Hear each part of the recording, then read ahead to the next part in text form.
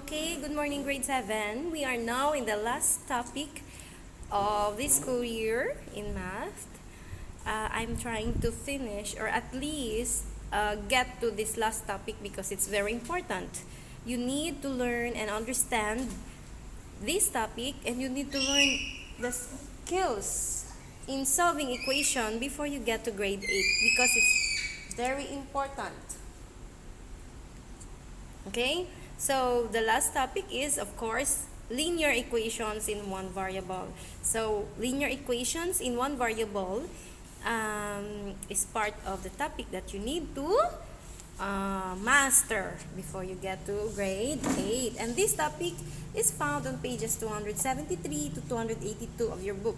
If you have time, I hope that, and I really hope that you will read this topic because for you to be able to understand some concepts there, okay?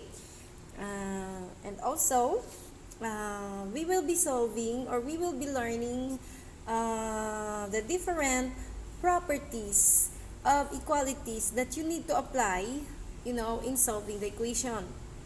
So, you've been dealing with equations, since elementary, even in preschool, okay?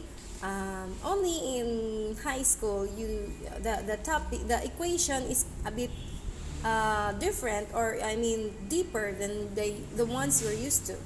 Okay, so say for example, 2 plus 3, like 2 plus 3 equals 5, right? So that is an equation already. Okay, only it's a mathematical equation. It does not involve variables. So 2 plus 3 equals 5.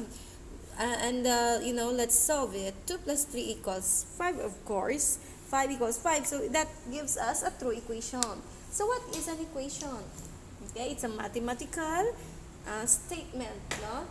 That contains either true or false equation. True values of your equation, of your statement. So the equation does not necessarily mean to be true. It does not necessarily mean that the equation is always true. Okay, so your equation can be true or false equation. So say for example, this 2x plus 2, let me erase.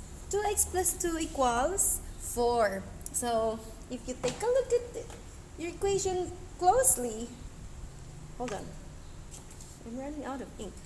So 3x plus 2 and 4, they are on different sides. Okay, so your equation involves two sides. The left side, this, okay, that's the left side of your equation. This 4 is on the right side of your equation, right? Because this is your basis.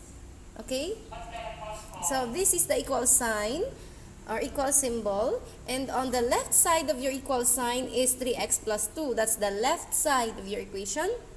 On the right side of your equal sign is 4. 4 is on the right side of your equation. You get it? So when we talk about equations, they may not necessarily true. Okay? Equations may or may not be true. Some equations are false. For example, if I write 2 plus 3 equals 6, is that a true equation? 2 plus 3 equals 6. 2 plus 3 equals 5. So, is this a true equation? 2 plus 3 equals 6? No, because if we solve this, 2 plus 3 will give us 5. So, on the left side of your equation is 5, on the right side is 6. That is not a true equation, correct? But here, 2 plus 3 equals 5. If you solve on the left side, it's 5. Copy equal sign equals 5. Is it a true equation? Yes. So see, your equations may or may not be necessarily true. Okay? So there we go. So I hope you understand the concept of equations now. So when we talk about equations, let me give another example. 2x plus 2 equals 4. Alright? So 2x plus 2 equals 4. How is that a true equation? Okay? You will know if it's a true equation if, indeed, If we have a value, how many variables, by the way, can you see? You see only one variable. It's an x, right? An x variable. You can have y, m, whatever variable. Okay? So in here, our variable is 1, and it's x. When we solve linear equations, some equations have 2 variables, others have 3, and so on and so forth. Alright? So, in this case, we are dealing with one variable. So that means the variable here, if you can remember your algebraic expression, the variable stands for a value, right? There is a value to this letter. We don't know. So how would you know if it's the right value? So say for example, I will give you 1. Okay? Let's check. If x equals 1, there you go, is 1 the value for x? What do we mean by that, miss? Meaning, if we substitute the value of x, which is 1, to our equation, and solve, and we end up with a true equation, then we can say that 1 is indeed the value or the solution. We call it solution. Okay? Or the roots. Okay? If you read your book, I hope you read your book. If you read your book, you will understand equations better. Okay? I mean, deeper. So, there you go. So, the word is solution. I'm sorry, I'm running out of ink. So, if we substitute the value of x, which is 1, to the variable here, we substitute it, and the resulting equation is said to be true, then 1 indeed is the solution to our equation. Alright? Let's check. How do we do that, miss? All you have to do is substitute. Remember the word in math, in algebra,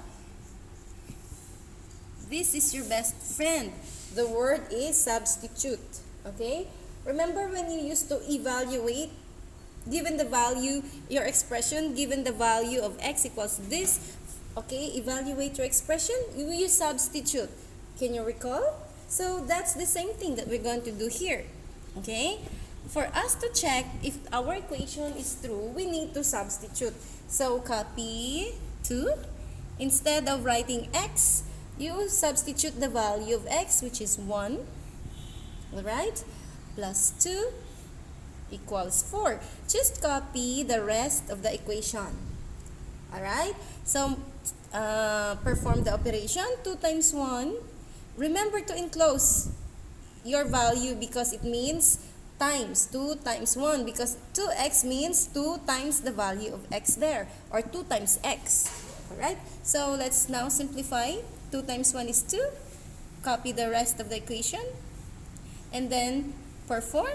2 plus 2 is 4 equals, wow! Indeed, 4 equals 4, and our equation, we end up with a true equation. Therefore, we can say that 1 is the value of x that makes the equation true.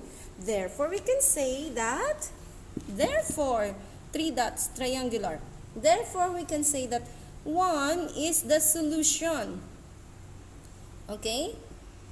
It's only one solution to our equation. Alright? So there are other examples provided in your book. I hope you will answer that one. So, examples that are provided with a given solution. Okay?